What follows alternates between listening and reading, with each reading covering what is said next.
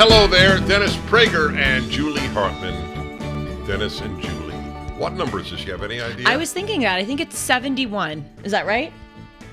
By the way, does that not, in a nutshell, it's 70. Does that not, in a nutshell, show you the speed of life? I know. We're That's scary. We're approaching 70 your of these? age in episodes. Yes. That's weird. That is truly weird. She doesn't normally come out with weird. You don't think that way? Not only was weird, it was a non sequitur. It's a total sequitur. Because the number, but weeks and years have nothing to do with one another. Well, when we hit 23, I thought, the podcast is my age in weeks that I am in years. You don't think about that? Yet. I'll tell you what I'm thinking about, as always, because I have a certain preoccupation with finding you the right man. Really? You do? Yes, I do. I've never noticed. Well, okay, and the so viewers have never noticed either. I know that. But on a very serious note, I was thinking, and this will fascinate you, I believe. When I was your age, I was absolutely preoccupied with finding a girlfriend. I really, really wanted one. I found a lot of women, but I didn't find really a girlfriend. And I know why. I'm not quote unquote normal. And I wasn't then. You're not either. And it's one of the reasons we so relate to each other. But that's not the point I want to make. The point I want to make is this. I think I was normal in this way. And I think things have changed radically.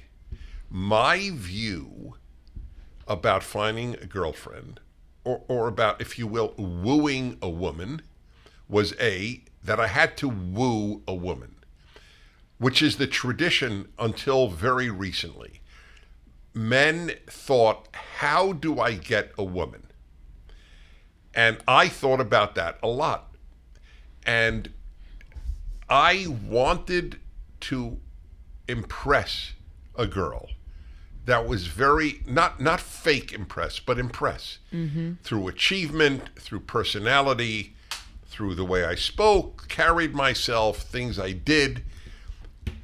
So here is a thing you never heard me say, and it'll sound so, I suspect, foreign to your ears, unfortunately. And I don't think that I was unique at all in this way. I think this was the way it was, especially for my parents, their parents, and their parents, and their men thought that they had to earn a woman. That is the word. No one uses the word. No one used it then either. But that's what it was. A guy, like, you earn an income by doing X work excellently. The thought guys had was, what do I do to earn a woman? To say that doesn't exist today is like saying that the horse and buggy don't exist today. So I just want your reaction to hearing that. I don't think you've ever heard that verb applied here. And B, is it non-existent? Can I ask you a few questions first? Yeah, of or course. Would you like me to react first? Yes. So when you were younger, do you think that this was just a Dennis Prager thing, that you wanted to earn a woman's admiration? Or do you think that other people, other guys, thought this way too? I think other guys thought this way too. When do you think it changed? It changed when the horrific idiocy that men and women are basically the same started to be believed. So it started to change already in my generation, because that's what we were told at college. Men and women are basically the same. Well then, if they're basically the same, she has to earn me as much as I have to earn her, or neither of us has to earn the other. I mean, I agree. When I was on your show that summer, two or three summers ago, when I was on every Wednesday, we did a male-female hour together, and I talked about hookup culture in college, and I said men and women are equal, but men and women are not the same. And there's a feminist mantra today that women want sex and want to be as promiscuous as much as men, and that's not true. But we women believe it, and we act on it, and no wonder we're unhappy, and no wonder there are fewer couples. That's right. I've been thinking, so you asked if I agree. I mean, of course I agree. I see it all the time in my own life, in my friends' lives. People don't even think about the fact that you have to earn a woman. But it's also just in society in general, people don't think about what they may have to do for others. They don't think beyond themselves. For instance, I was telling you before the show, we're taping this episode right after the 4th of July. So it was 4th of July a few days ago. Few people think they have to put up a flag on the 4th of July. Few people think, I should show up for my country today. I should go to a parade and clap at every float and show up and have other people see that this country is important and worth respecting. We don't think in those terms anymore. What do I need to do for other people or something beyond myself? It's beyond male and female. And the final thing I'll say is that I actually blame, to an extent, women more for this problem than men. It's not that I don't blame men. Men should have enough respect and enough wisdom to practice restraint and also be respectful and earn a woman's admiration. But women are the gatekeepers of relationships and specifically of physical intimacy. I think that's completely pretty correct. Fair to say. Right. Men are pretty much almost always down, if you will, whereas women are not. Mm-hmm. And so we're the gatekeepers, and we now put up with our standards we've lowered our standards so much that we put up with this bad behavior. We legitimize it and encourage it. And so if women held men to higher standards, then men would behave better. There's so much about this I want to raise. So you, interestingly, without realizing it, said something I didn't say. Okay. And you are right. That women are the gatekeepers? No. Oh, that wasn't relevant to I was talking about earn a woman. Oh, okay. Right. You added the key word, admiration. So people are uncomfortable with saying you earn love. I'm not, but leave that aside. Your noun is accurate. I wanted, and men wanted, to earn a woman's admiration. In fact, I have put it after, it took me a lifetime to figure this one sentence out. What do men want? What do women want? Because they're different, they're not identical. Men want to be admired by the woman they love, and women want to admire the man they love. I have heard you say that, and I love it. It goes back to what you wrote in Genesis, I think in chapter 3 or 4, when God is prescribing the consequences, as you say, not the punishments, but the consequences of Adam and Eve eating the forbidden fruit. And one of them is that Adam will be dominant over Eve. And of course, people use that line to go, the Bible's misogynistic, right. And you have a brilliant essay about that word dominant.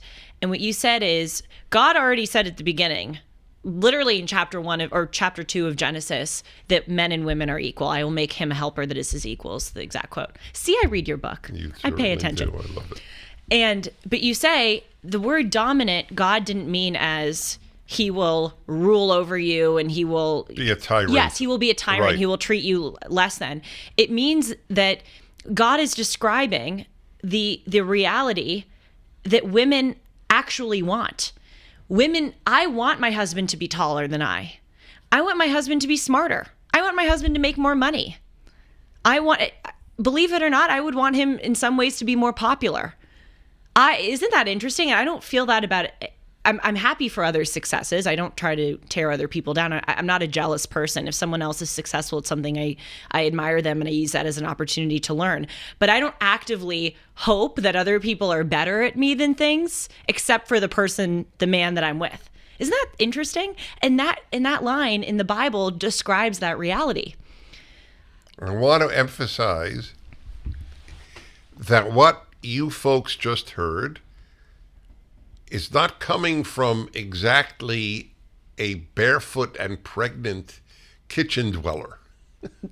Wait a minute. Can we pause for a minute? This is coming from a Harvard, highly successful, highly bright, highly independent woman. And she is acknowledging what she wants in a man. So why barefoot? Because they say barefoot and pregnant. You never heard I've that never phrase? heard that. Really? Yeah, I had no idea what No, he was that's talking not about. dated. That Really? is still used. Yeah. We'll That's look it up quickly. Yeah, sure. Barefoot and pregnant.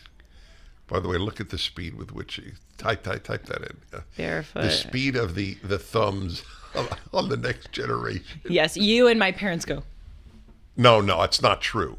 But my thumb is too big to do that. Okay, Anyway, barefoot yeah. and pregnant is a figure of speech most commonly associated with the idea that women should not work outside the home and should have many children during their reproductive years. Huh. What was the other one you used in a D&J? I'll be a monkey's uncle or something? Yeah, you never heard that? No. Yeah, well, that is old-fashioned, but barefoot and pregnant is common. Anyway, all I'm saying is people should understand this is innate in women. They want to admire what I said. They want to admire the man they love. Men want to be admired by the woman they love. It is not exactly the same thing, but it's completely reciprocal. And I believe it's divinely made. Men and women are exceedingly complex jigsaw puzzle pieces. When it works, it's awesome, but it doesn't work often. That's the fact of life. But that's the way they fit together when all works out. So back to this issue of I wanted a woman's admiration. Mm-hmm. I intuited that would be enough. If a woman admires a man, it generally leads to love. I mean, unless there's some, physical problem or something uncontrollable, that's sufficient. But that's what I wanted. Men don't want that now, and women would not even admit that they want to admire the man. That's your point. Yes. See, I think that's the problem. Again, I don't want to absolve men of responsibility here, but we women are kind of the customers, and we're putting up with the store putting out some really bad products. Perfect. And we continue to buy the products. That's right. If we didn't buy the products, they wouldn't be right. You're not bleep products. And on the sexual issue, you're not only not the gatekeeper, there isn't even a gate. What do you mean by that? He just walks right in. Right. Let's have sex, baby. Yeah. Well, it's honest. That's true. Men are always seeking that. You can't guard what doesn't exist. Right. Again, I mean, the transformation is so dramatic. So when I was at Columbia, the 70s, there were men's dorms and women's dorms. Mm-hmm. And you had, if you were a man entering the women's dorm, there were certain hours you couldn't enter.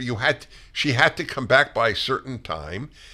You had to sign in, and it sounds so primitive today, but people were happier. Men and women loved each other much more. They got along much better. Women were not as suicidal. Were not as on as many psychiatric drugs as they are today. Mm-hmm. Which go on. No, I was going to say it's because now we women, and not just we women, we as human beings don't understand what we're made of, if that makes sense. I don't mean that in the corny, like, we don't understand what we're made of, we're so great. I mean, like, we don't understand the material with which we're made. Like I am a woman. I was born with feminine proclivities. The more that I understand those feminine proclivities, as you say, the jigsaw pieces kind of come together. I understand why I admire a man more if he makes more money or if he's smart. I don't know if I'm saying it very well, but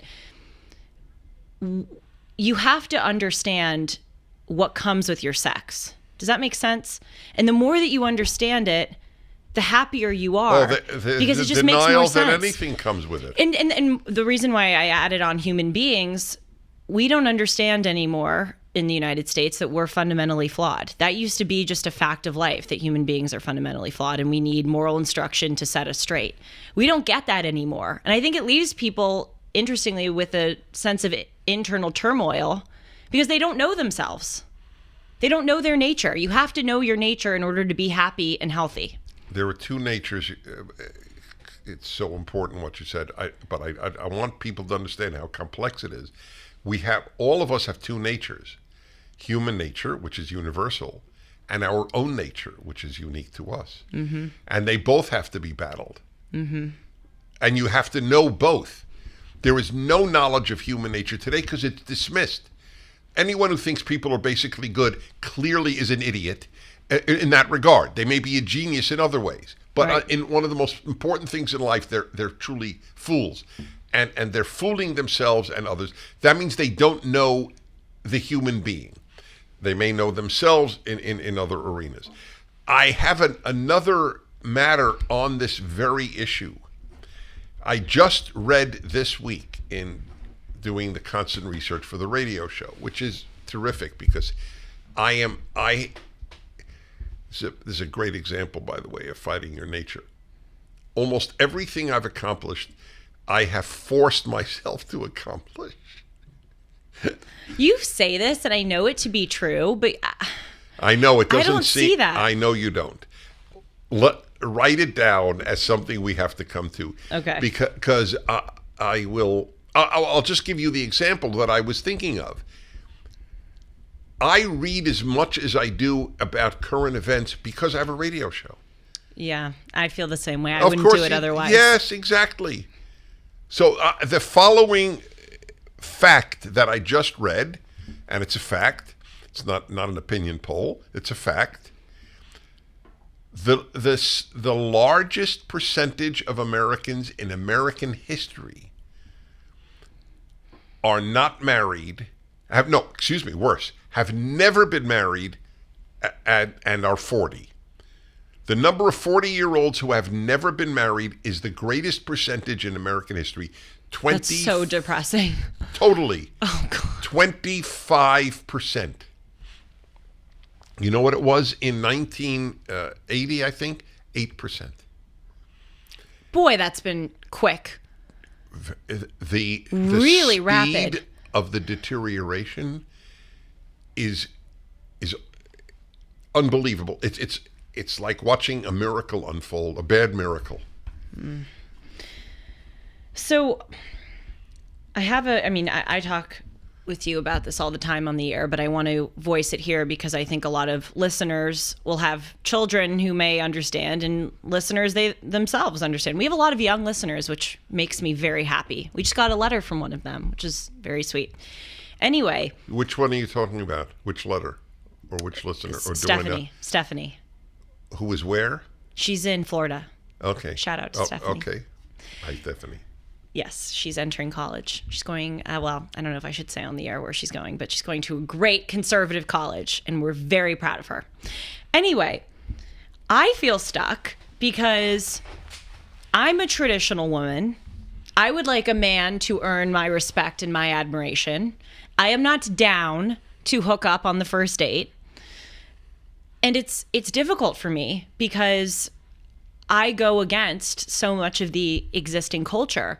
And I've talked with friends about this because there are a lot of women who are traditional, but they feel like they have to go along with this culture. Okay. All right, go on, because I want to ask you about that. Sure. So it's a similar predicament that I have. I've talked about this on the show too, where everyone is telling me to get a TikTok because you just get so many views and followers on TikTok, and it would increase awareness of Dennis and Julie and Timeless. And I really, really don't think that I should, because I talk about the evil effects of social media. I'm always advocating for people to spend less time on it. So I'd feel a bit hypocritical adding on another social media site that I present my content. And B, more importantly, China is the biggest threat to the United States. One of the ways that they spy on us is through TikTok. I can't in good faith talk about the threat posed by China and then use the app that they're using to undermine us. Anyway, I will show you the parallel with dating. You're probably thinking, TikTok, dating, how's this going to go together? Sometimes I think, should I just play the game, if you will, with TikTok, get followers, get eyeballs on the show, and then get rid of TikTok, i.e. succumb to the culture to get the good outcome that I want. I think that with TikTok, and I also think that with dating. Should I just hook up with the guy on the first date? Because that's I'm not talking about sex. Oh, no. Well, hook up means sex. Oh, well, people my age use it to refer to a range of things. I should be more specific. They do? Yes. Like if you make out with a guy, that's hooking up. Okay, I understand. So anything not necessarily intercourse.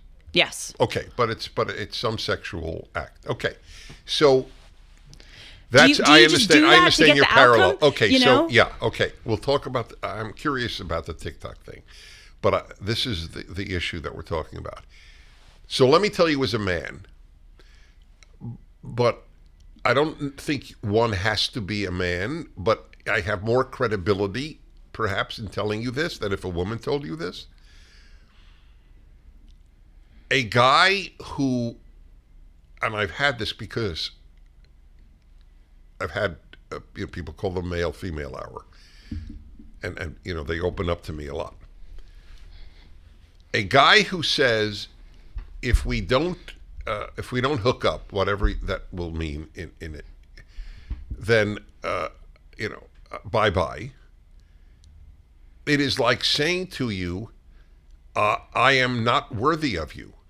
In other words, it should be a given to any woman that a man who says that should be said bye-bye to.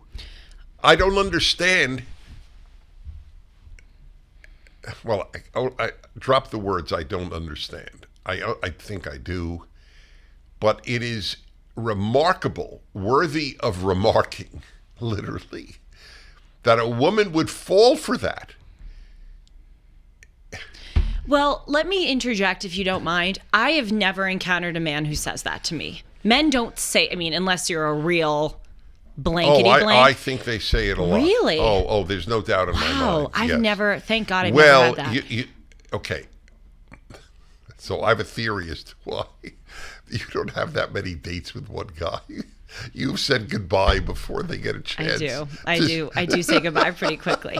Hey, but you know what? It's warranted. I don't want people to think I'm like this hard ass. You are not. Just, if there's a freckle on your forehead, I'm going to say no. That's not what it is. That is not what it is at all. It is not. Look, the number of you're a terrific woman. The number of terrific men is not high. The number of terrific women is not high. It's just that's the nature of the game. Right. But yes, they do say it a lot. Oh, God. I would slap the guy across the face if he said that to me. Well, all right. Agreed. But you did ask the question. Is it not worth doing it just to keep the guy? What I was trying to say by that not so eloquent, stumbling comment is that I was trying to reveal or indicate that I'm not this abstain until marriage kind of person with any kind of physical touch. Right. And I agree with you. By the way, it's not for now, but one time we should discuss what my belief was when I was single. I know what it was, and I admire it. I thought intercourse was special and should be saved. I didn't fully live by it, but I almost fully lived by it.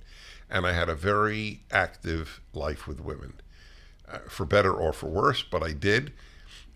By the way, since I already broached the subject. We're so honest. Yes. I just want to pause for a minute, if you don't mind, and say that sometimes it's uncomfortable, at least for me. Probably not for you, because you've been doing it for so long, being this honest. But I really hope we need public figures who are talking about this openly. I have put myself out there as sort of a sacrificial lamb because of my desire to help people. That's what I want to do for women. You can't help people if you're not honest. Yes, and that's I'm telling you my exactly thought correct. process, because part of me is like, why am I talking about this so openly? That is the reason. But someone with good values So has I to. just want to say, in light of my own experience, I didn't marry till 32, so it was a long trek. And by the way, very in a non-deep way, a pleasurable one. I'm not going to deny it. Okay. But my attitude that I just described to you, women would acknowledge, and it was obvious to me, that they so appreciated my attitude on that matter. Oh my gosh, I was having a conversation with a guy about this recently. If you want to win a woman over, totally, have my attitude. Totally, that's what I was telling him. Right. I see you as much more than an intercourse provider. Yes. I mean, look, it's just so sad. It really is. It disgusts me and makes me sad beyond belief, the way that intercourse is so superfluously regarded now. It's cavalier. It's really gross, and I think it's so disrespectful to women. It really, I think, violates the dignity and honor of a woman. Feminism is what sent 100%. And so many women capitulate. I remember saying, I can't believe it. Men have wanted women to say that for the last 10,000 years, and my generation, when I'm single and young, the women are saying this. I couldn't believe it. Well, I really appreciate your honesty in saying that. I said it then. Yes, I hear men saying this, and I really appreciate when they do, because it's only women that seem to not see that they're fooling themselves. That they're fooling themselves. We are giving men exactly what they want by this crazy feminism. Right. And then wonder why they don't commit. Yes, everything is so. I mean, we've talked about this on the show. Reverse today. The proof. You know what this proves, and this is revelatory. It has been revelatory to me. You can talk people into anything. That is what I didn't realize. As powerful as human nature is, you know, the nature-culture battle, which is more powerful. Mm-hmm. Culture is more powerful.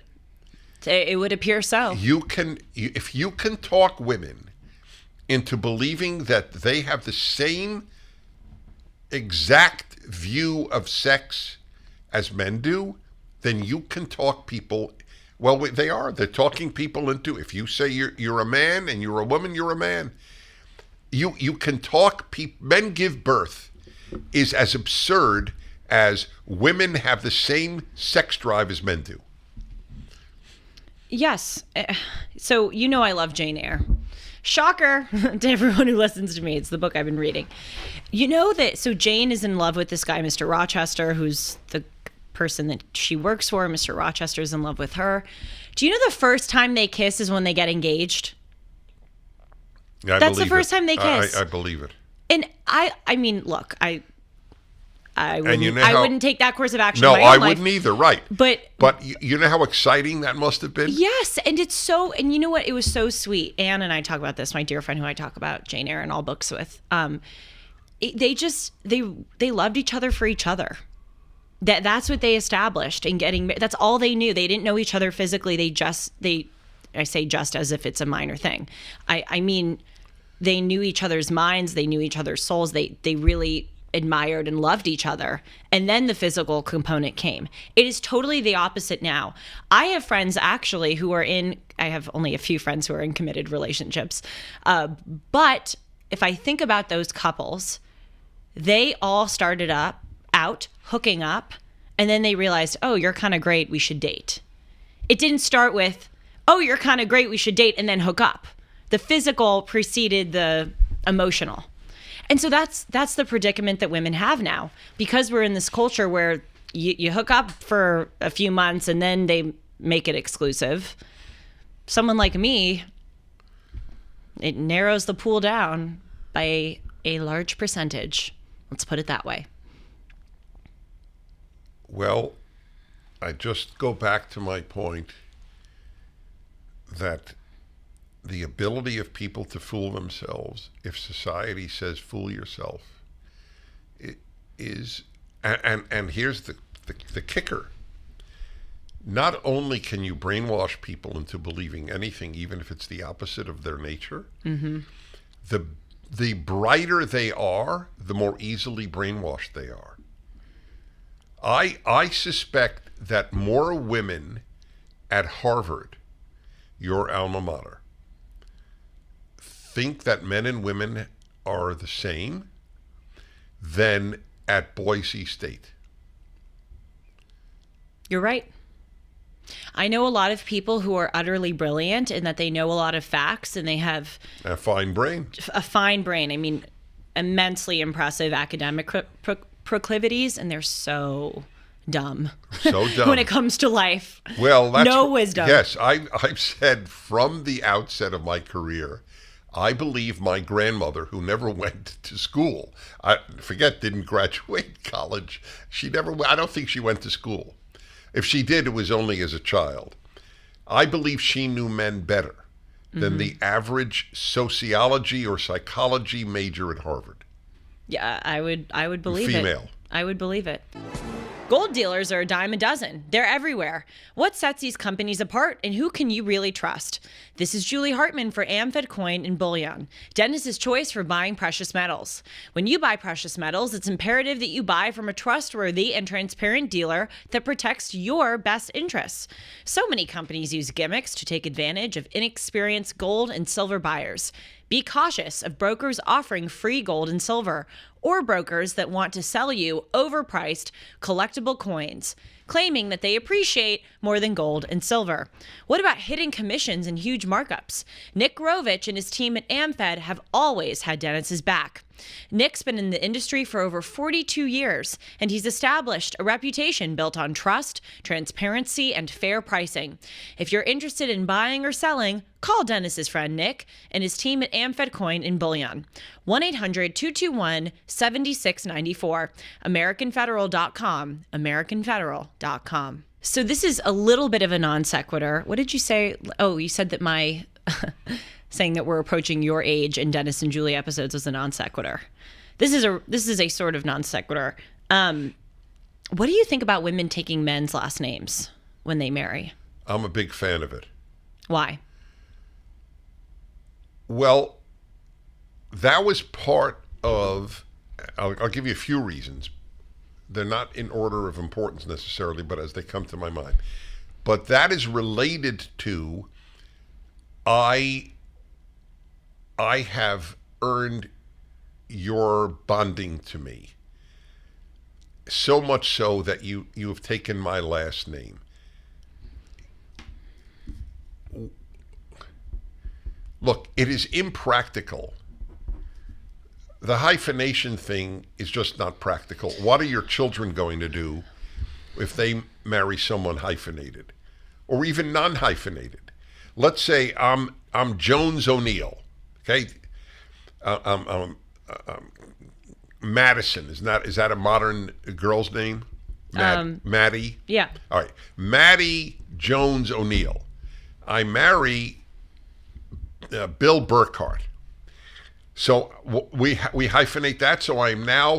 So my kids or me, I'm now Maddie Burkhart Jones O'Neill, right? Or Jones and O'Neill Burkhart. Okay, whatever it is. It's beyond one generation. It's completely almost absurd. It's unwieldy. Then there is okay. That's one thing. Two. I believe in patriarchy in the best sense of the word. I think that's going to go viral. I'm sure it will. I believe in masculinity in the best sense of the word. Patriarchy worked. So how would you define it, quote, in the best sense of the word? Where there is pro forma a belief that the man is the head of the house. I see. And taking his name is a way of publicly affirming that. Everybody who is married In fact, you don't have to be married. Anybody who's grown up with a married mother and father knows, to a very large extent, the woman runs the house. Let's be honest, okay? Yes, that is true. But it's good for the woman, it is good for the children, it is good for the man to, on some formal level, state he's the head of the house. It's de jure, not de facto. De facto, she may well be. I mean, you know my wife. If my wife is not the strongest person I've ever met, then I don't know who is. She took my last name, and she loves the fact that she did. She admits that there could have been some last names that she might have balked at. She would have balked at. Oh, yes. And I don't blame her, by right. the way. There were some really yes. awful. I won't say any because some people have them. You can't help it. But I lucked out. Prager is a perfectly nondescript, fine name. I love Hartman. Yeah, no, you're right. I hope you find a guy. Well, I'll ask you. So, do you want to take your husband's name? Okay, I'm so glad I brought this up. Before I answer that, I just want to say, the way that you positioned it is different from any way I've ever heard it. You said that it signifies that the man has earned your respect. Yes, I love that. I think that that's so true, and right. that makes it a bestowal of respect upon the woman instead of a sacrifice by the woman. And that's the way that feminists oh my gosh, it's so patriarchal, not in the best sense of the term, in the worst sense of the term. For them, there's no best sense of the term. Correct. But it's so awful, women have to go through all this. And I love the way that you said it, because that's the way it was originally understood. It's that the man has earned the woman's respect. And also it's sort of like gives an air of protection. Like, that's you right. are mine, I am yours, this is our family, this is our bond, and we want to make it public to the world also, that this is our bond. What last name will the kids have? Well, some of hyphenated course. Name again? No, I mean, logistically, it's very often what advantageous. happens is the mother doesn't have the same last name as her children, all for the sake of a feminist statement. So this brings me to the question that you asked: will I take my husband's name?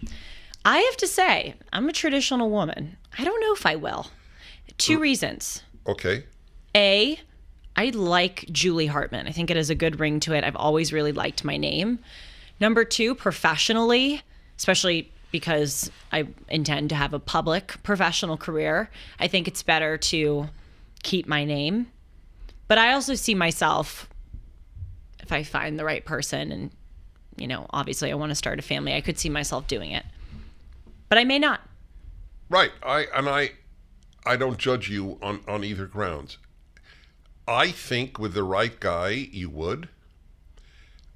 And by the way, look, most people are not public figures.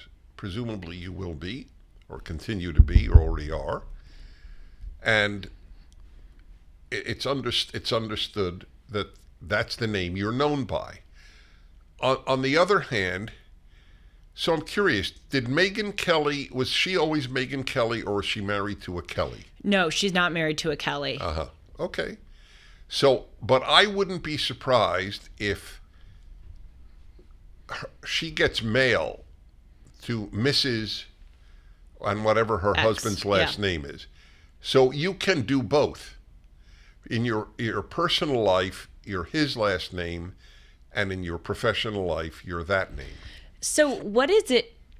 Does it feel really good as a man to have your wife? I can imagine. Yes, that is correct. And it feels really good as a woman. Yeah. I can speculate. Well, that's my theory, that they're really... Yes. It feels like you're protected. It solidifies the union. Well, so this will... since you said, wait till they, That's going to go viral? Yeah, that's right. So this will really go viral. I realized a long time ago what the left most hates are uncomfortable truths, because they're all children. Every leftist is a child. Not every liberal, not every conservative. but every leftist is a child. And children want to live in a fantasy world. So they rebel against anything that's uncomfortable. So here's an uncomfortable truth. In marriage, there is a bunch of trade-offs that each sex makes.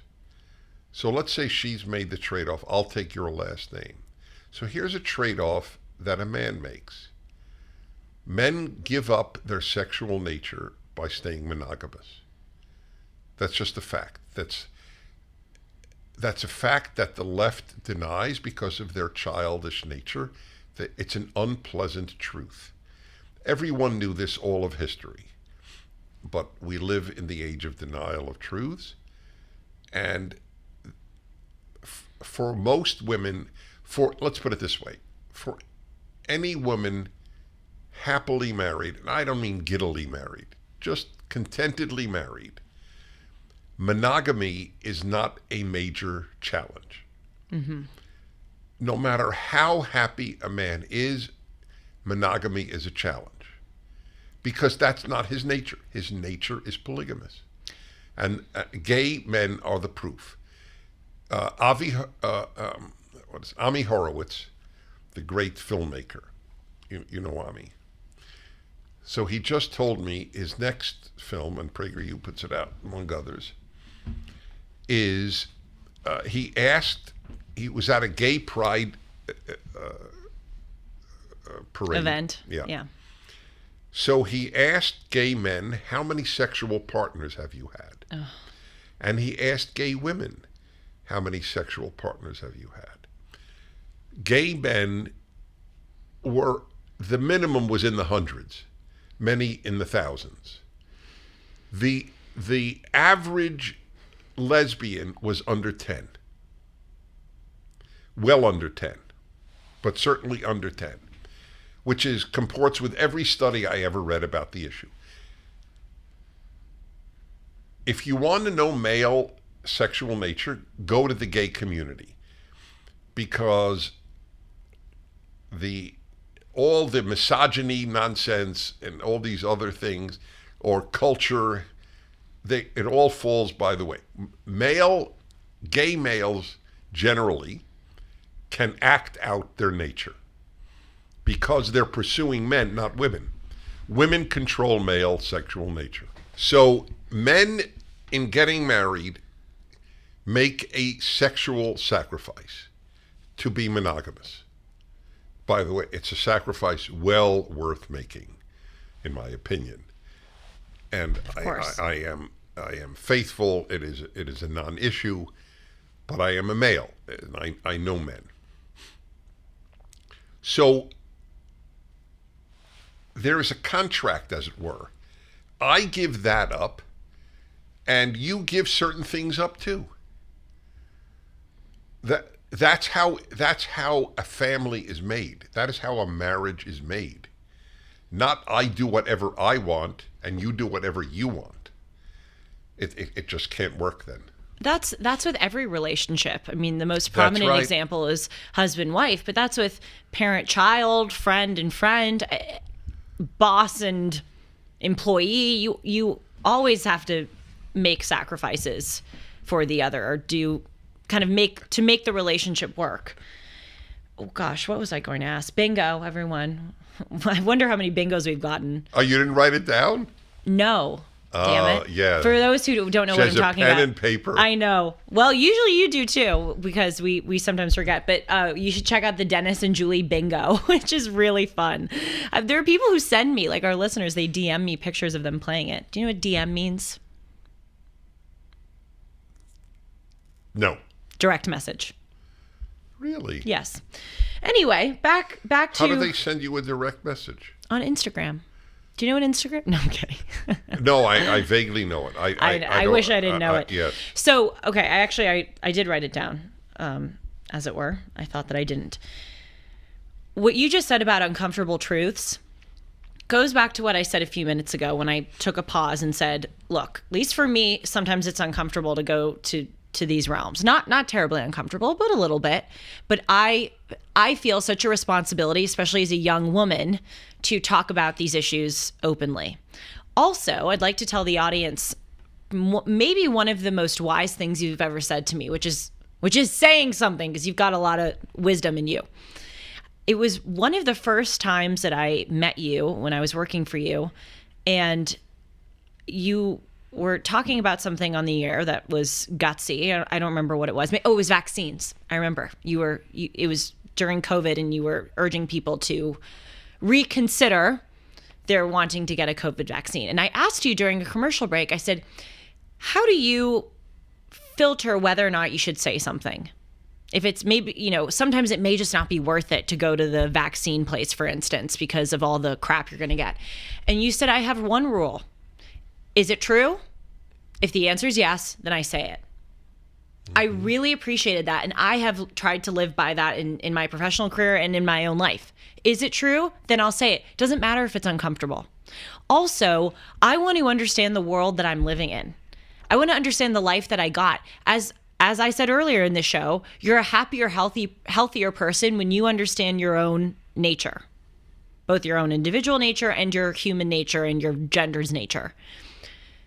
Yes, there are some uncomfortable truths with male-female relations, male sexual nature being one of them. But running away from that makes it worse, because you live in a fantasy world and you try to refigure reality to make it the reality that you would want. Understand the reality that you're in, accept it, and you'll be happier. That's my I wish so many young girls, who try to convince themselves that they are as promiscuous and as sexually inclined than men. They're doing themselves such a disservice. It's uncomfortable that men want sex more. It's uncomfortable. Well, it's not that. Understand it. Yes. By the way, the big difference is not primarily that they want it more. That is generally true. Yeah. Absolutely. The big difference is they want variety. Right. Which is also extremely uncomfortable. Extremely. It's and foreign to women, because women do not have that. It's 100% very foreign to women. It makes no sense to women. That's why including many conservative women don't want to face this truth, which I realized as a result of some comments that I made in yes. An issue.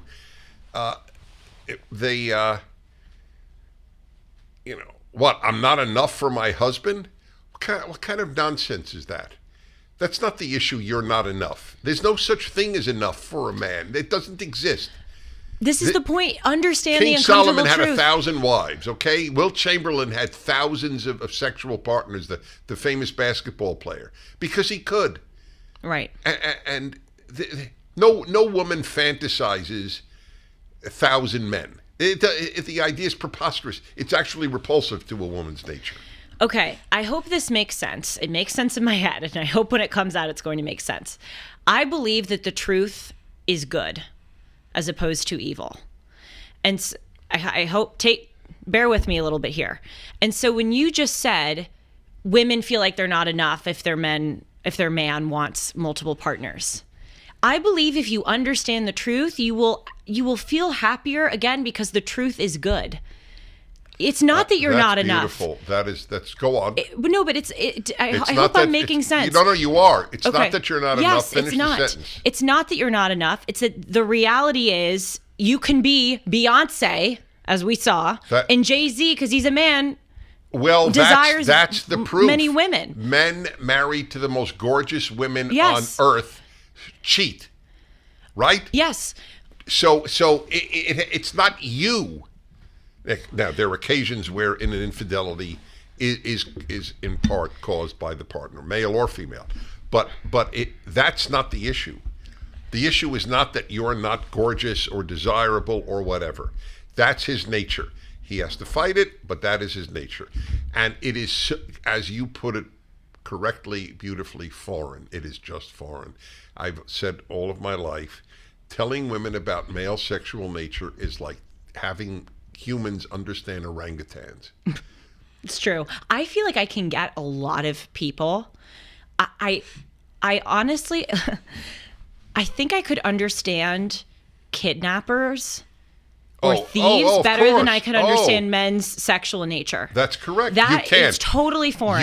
You can know it, but you can't understand it. There is no analog in the female. So I'll give you another example because I want to develop this statement that I have that truth is good. I'll give you another example. When we talk about race issues, people on the left get really uncomfortable acknowledging the fatherlessness issue that overwhelmingly is in the Black community, that 55% of those who commit murder are Black. They're uncomfortable acknowledging those issues.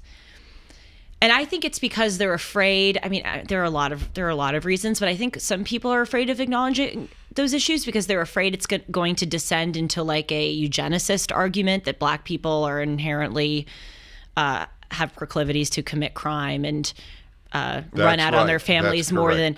But the thing that I say to people is no. If we really understand the fatherlessness issue and the crime issue, if it leads us to the truth, it will not lead us to eugenicism because the truth is good. Or bigotry. The truth is not bigoted. The truth is not biased. The truth is good. So that's what I want to tell people who are so afraid of confronting those issues. Ladies and gentlemen. Does that make sense? This is why I adore her. Oh, well, I'm so glad. I hope it's making sense to people because I don't know if I'm saying it in the best way. You are. The reason they lied about female nature, they said it. When I would ask men, why are you going along with this lie that women and men have the same natures, including sexual natures? They actually admitted it. They don't anymore. They admitted it. They would say, because the moment you establish that they have different natures, it will lead to inequality and to forced role playing. They admitted they lied for the greater good of male-female equality. Mm-hmm. That's right. The leftists believe it's always okay to lie for the greater good of equality or the greater good of, name the greater good, environmental justice. Whatever their end is, you're allowed to lie. Yep. And this was the arena where it started for exactly what you said. You think and I think truth is our best friend. Of course. That is exactly right. That's why I so believe in God, because I feel like truth is an allegory for God. The truth is always with us. It is unchanging and it can't go away. If I give you 5 apples, that will in every universe be the same that I gave you 5 apples. It will never be true that I gave you 4. I love there is a the Hebrew truth saying because it's so consistent. The signature of God is truth. Yes, and that's why, again, if you look at like some people are afraid to acknowledge that men are better than math. If you go down to the truth, or better at math than women, if you go down to the truth, you'll see that the truth is equal. You'll see that it's not bigoted. Men may be better at math and science, but women are far better at writing and verbal skills. The truth is a good thing. It is equal. And that is an allegory for God because God created truth. Nice. Well, I hope so. You know me. I'm going to ask you after this episode, how bad was it? You will. How bad was I always say. That's true. You do. I don't think you've ever said that an episode was bad. And I know he would tell me. I really believe you would tell me if it were bad. Would you? Sean just said in my earphones, he doesn't think women are better at writing. What? Are you joking? Women are far better at writing. Far better. So it is an interesting. They're far better at verbal skills. So here is the way I think it works in writing, and I write well, so I'm not using me as an example. Far more women write well than men, but men are as likely to be the best writers as women are. Well, I think that's true of math and science. True. But with the inverse. No, I don't think it's true because women are not more likely to be the best in math and science. I think they are. Really? Oh, I mean, In math and science? yeah. Well, there are very few Nobel Prize laureates in math and science among women. Well, I think fewer women pursue it. But if Right. So I then, think so then you, individual woman is as likely as an individual man. Oh, that's okay. No. Oh, I see. Okay, so that remains to be seen. I don't know if that's true, but in the writing, far more women write well than men do. But among the best That's right, writers, Sean. it is an interesting question among the best writers. And women have been writing now for decades, or published at least as much as men. I don't know because with regard to fiction, I assume we're thinking fiction here, right? Sure, let's go with fiction. So, I'm okay. thinking anything. So first of all, women read novels probably 10 times more than men do. It's just the way it is, because women love stories and men love data. That's why men memorize batting averages. It's true. Yeah, I know many who do. Who I know memorize- many men who know memorize those. Yeah, Yeah, exactly. It's amazing. Well, it comes naturally. Mm-hmm. Yeah. So what's so and so batting this year? Oh, 268. Oh, okay. Just when you thought it couldn't get any better, Mike Lindell with MyPillow's launching the MyPillow 2.0. When Mike invented MyPillow, it had almost everything you could ever want in a pillow. Now, nearly 20 years later, he discovered a new technology that makes it even better. The MyPillow 2.0 has the patented adjustable fill of the original MyPillow, and now with a brand new fabric that is made with a temperature-regulating thread. The MyPillow 2.0 is the softest, the smoothest, and the coolest pillow you may ever own. For our listeners, the MyPillow 2.0 is buy one, get one free with the promo code Hartman. MyPillow 2.0's temperature-regulating technology is 100% made in the USA and comes with a 10-year warranty and a 60-day money-back guarantee. Just go to MyPillow.com and click on the radio listener square to get the buy one, get one free offer. Enter the promo code Hartman or call 1-800-566-6745 to get your MyPillow 2.0s now. By the way, the whole thing is interesting because take chefs. Far more women cook than men, but the best chefs are men. Is that true? Yeah. I didn't know that. Yes. That I do know. And I'm not into cuisine, but I happen to know that. Isn't that interesting? Where are you getting it from? Just look. That's a classic. Just look it up. In fact, I'm not even aware of Google right now the 10 greatest chefs in the world. See what comes up. How many of I'll the do first? it fast. Yes, yeah, you will. How many of the first names will be female? Wait, what was the question? How many? No. Top 10. The top Yeah. 10 chefs in the world. By the way, how do you spell chefs? CHEF. Good. By the way, I won a spelling bee when I was a kid. I know. Isosceles. Isosceles. And I couldn't spell it correctly, and now I remember it because it so pissed me off that I couldn't. That's funny. All right, who is the best chef? There are so many different sources. Oh, it now. doesn't matter. It's irrelevant. Oh. So just see what comes up. Okay, top Michelin star chefs in good. 2023. Okay, Yeah. it's loading. That's a good. Michelin would be a good guide, I assume. Okay. The first is a man. Second is a man. Third is a man. Maybe the truth isn't equal. Fourth is a man. So why do I feel vindicated? How do you know that, Dennis? Okay, Google it. Fifth is a woman. Okay. Let's go Anne Sophie. Yeah, all right. We love you, Anne Sophie. We do. Number 6 is Gordon Ramsay. I've Right. heard of him. Yeah. Man. Right. 7 is a man. Right. 8 is a man. Okay, fine. So 1 out of 8, probably. 9 is a man. Yeah. This is a precious moment. 10 is a man. You know why? For her reaction.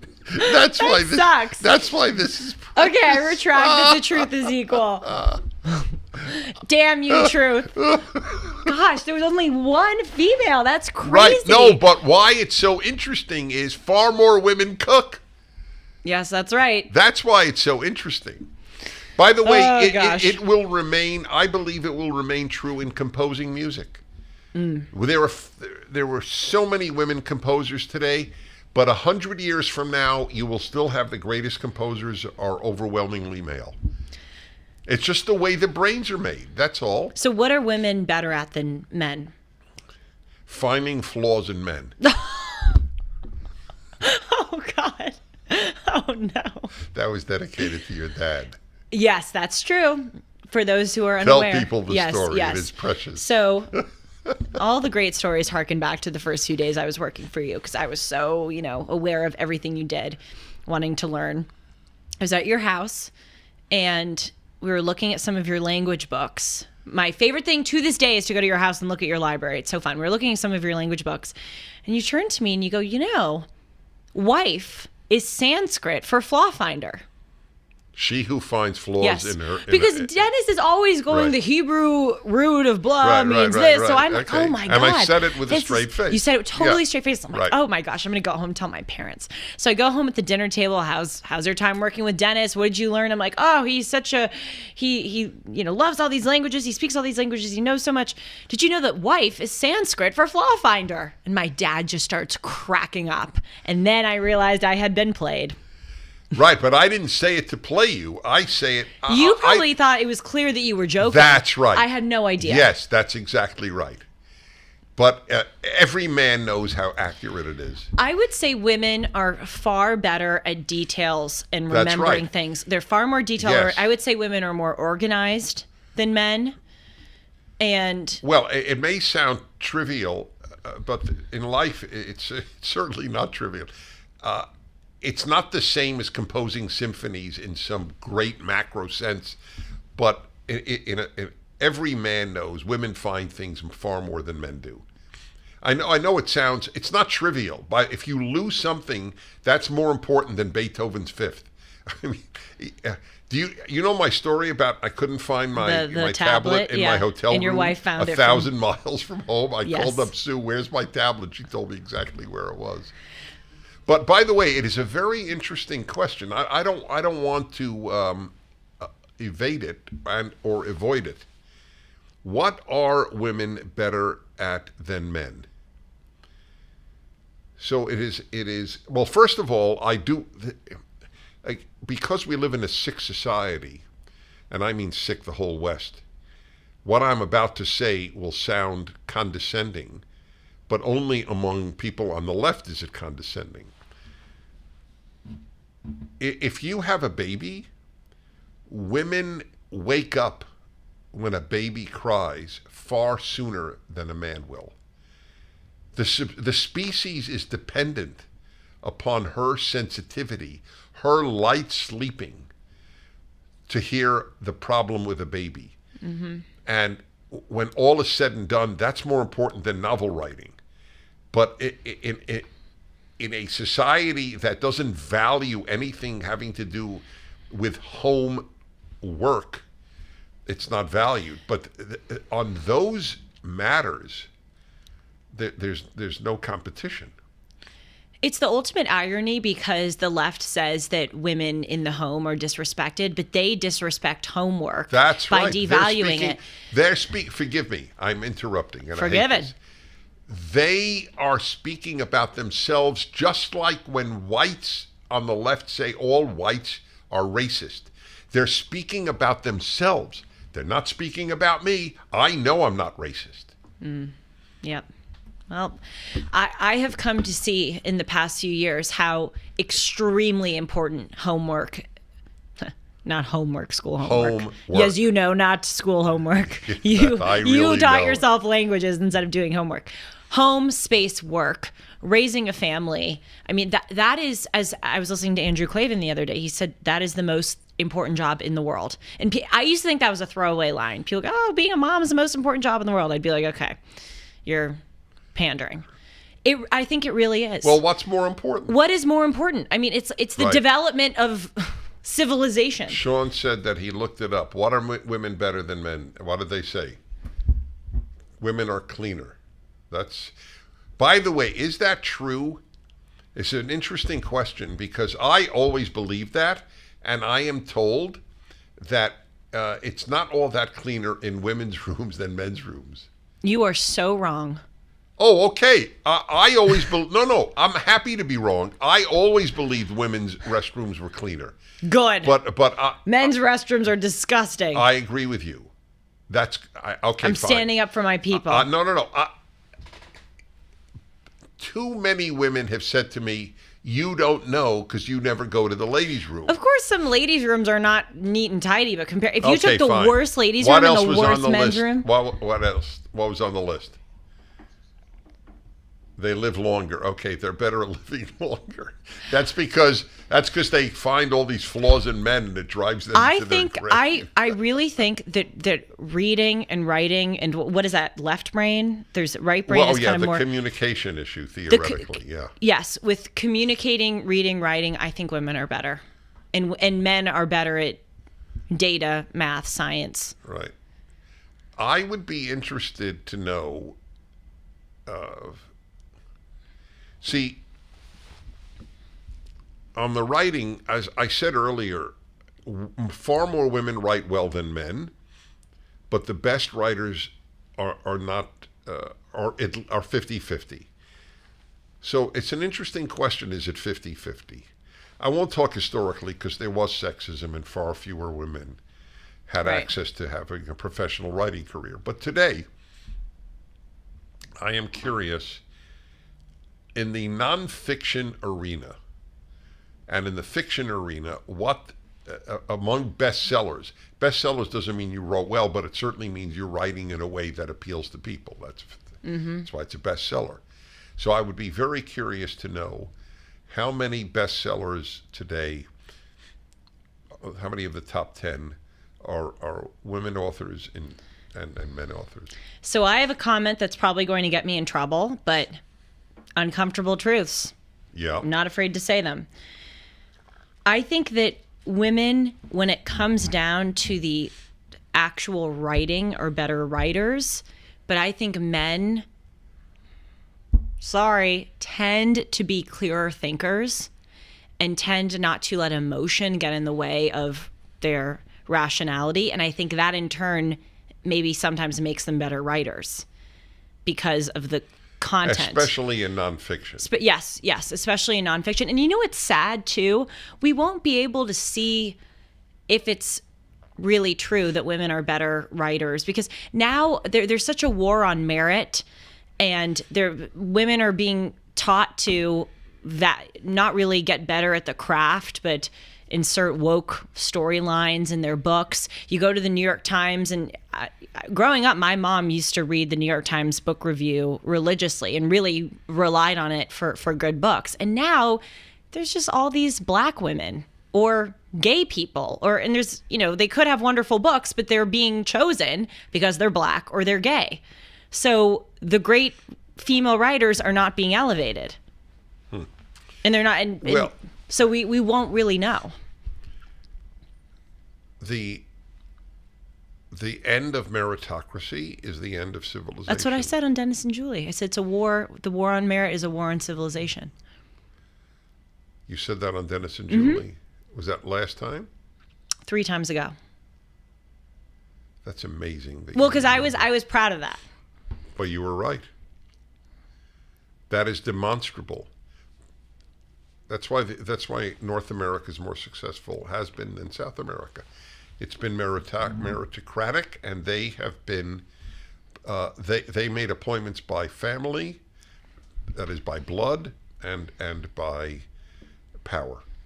Everything now is a war on civilization. I think I said this 3 times ago. The main distinction in the United States isn't even Democrat or Republican, conservative or liberal. It's civilizational versus non-civilizational values. A war on merit is a war on civilization. A war on the nuclear family is a war on civilization. The war on police and prisons is a war on civilization. All that we're seeing... The war on Shakespeare. Literally all of it. There was a guy I think it was in Denver, Colorado... I think it was in Denver, that was taking a video he was working at a convenience store. Just came out a few days ago. and he took a video of people shoplifting. He didn't even do anything. And he just took a video, and he was fired.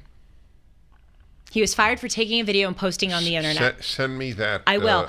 That is very and interesting. Three Lululemon employees at their Atlanta store chased thieves out of the store, and they were fired for chasing thieves out of the store because the CEO said that the company policy is that you shouldn't interact with thieves because they could get violent, and those employees, by breaking the policy, put other patrons at risk. This is anti-civilizational Oh, totally. stuff. What it is also is profoundly anti-male, because your instinct to protect people is now going to be punished. Mm-hmm. Like the guy in New York, the famous case where he put a chokehold on a guy threatening people in the subway. Yes, Daniel Penny. Yeah, and he's arrested for homicide. How many people are going to be killed because we are being taught to suppress our instincts? To the left, it doesn't matter. People keep voting for Democratic mayors no matter how much crime is in their city. That's the proof. Why? Why? Because for most people who vote Democrat, they have been so profoundly brainwashed into the belief that the great threat to society is from the right, that no matter what the facts are, they will continue voting left. That is the reason, because I know these people. I mean, they're in my extended family. They're people I adore in every other way. I know them. I grew up that way. New York Jewish Democrat. That's redundant, but that's what I was. It's funny. It is funny.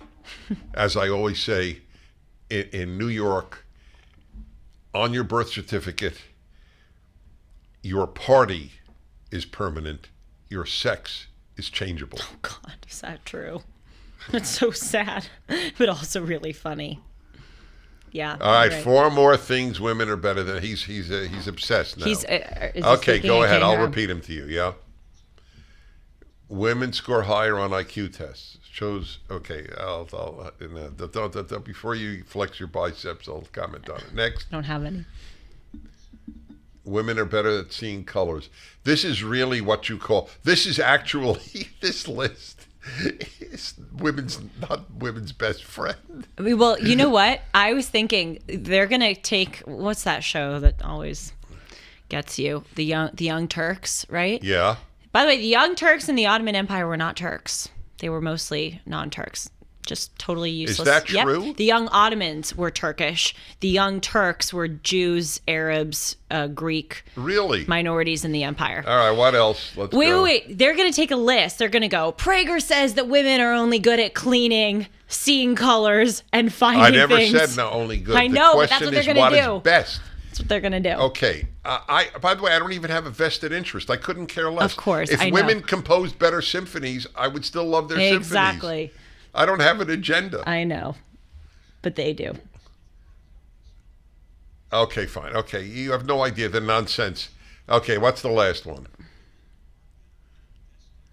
Women are better at investing than men. Interesting. I don't know if that's true. I have no idea because I'm crappy at it. I'm so crappy at it. So Gosh, we are really similar. We're similar in a lot of ways. I hate dealing with money. How are we not similar? I'll tell you. Audio equipment. I'm sorry, I don't get it. Yes. Do you know it's funny? Well, no, that's irrelevant. But it is interesting. It's funny you should say that because I think about you a lot. You're a blessing in my life. Okay, it's just a fact. And I was thinking, well, there is something we do not share: classical music. I know, but I'm getting into that. You are. By the way, there's not an iota of me that cares. I know you don't. I'm doing it for. I think in order to be an informed citizen of the Western world, I ought to listen to and understand classical music. Also, it's beautiful. I'm getting used to it because I grew up not listening to really? any. You're making an effort to like it. Mm-hmm. Well, what is your musical love to begin with? I mean, you may not Billy be Joel, crazy. I know that. Elton John, Madonna.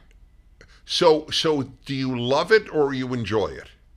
Classical music? No. Those three, for example. I love them. You do? Mm-hmm. Okay. You don't like Billy Joel? No, I didn't say that. I mostly love classical music. When you played The Piano Man on my stereo, I was as moved as you were. The Piano Man is beautiful. It's a gorgeous piece of music. Music today. We could do a whole episode of music today. I don't know if we have time. Oh my God, I regret we raised the issue. You have no idea how much nonsense is coming through my earphones. Oh, from Sean. Okay, empathy. Women empathize. Yes, they may that's well the problem. be. That's their Achilles heel. That's right. That it's turned out to be a problem. Oh, we empathize with the 13-year-old cutting off their breasts. Yes, exactly. Mm-hmm. Okay, I don't know. That's true. Yeah. Oh, sorry. Sorry, Sean, to interrupt your tirade. I don't know if we have enough time for this, but we should save it for a subsequent Dennis and Julie episode. I am such a truth lover. As I've said repeatedly, I believe the truth is good. And so when there's something uncomfortable in the truth, I want to understand why God made it that way. And one of those is this male sexual nature. It's uncomfortable. Part of me, but there has to be a reason why men have more of a sexual drive than women. Right. And yes. I want to understand that. I have an answer for you. Yes. We'll do it next time. Oh. The fact that you asked it, you have no idea. I'm sorry. I'm just effervescing today in this regard. That is exactly how I think. Give me the truth, and then I have to figure out why did God make it that way. That's exactly my mode of thinking. But it's Sue's mode of thinking. And again, I know I'm a broken record. You're happier. You're so much of a happier person. Yes. You think... You don't have to rebel against reality. That must make you unhappy. Yep. That's exactly right. That is why I beg women to listen to my 3-part course on male sexual nature. It's at the Prager store, which is with I don't even own the Prager store, but that's where it is. It's online. It's owned by my syndicator, but it profoundly influenced Sue before we married, and it has been a blessing because she's so rational. If she hears something that makes sense, she thinks truth is her friend too. Truth is everyone's friend. That's right. That's a good note to end on. It is really powerful. You know, I think in musical terms, so I'll just say something about this podcast. So most every symphony is in 4 movements. Not all, the vast majority.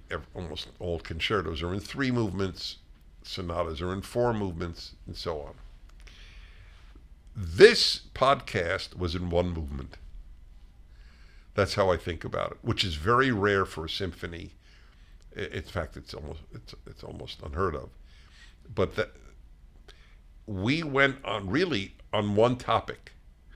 We allowed variations on a theme, but there was one overarching theme. And look, every broadcast is its own symphony. That's a nice way to put it. That's a really nice way to put it. And I want to remind the audience, we don't discuss what we're going to talk about on this show beforehand. We just sit and do it. There is 0 planning. It's as real as you can get. Totally spontaneous. Yeah.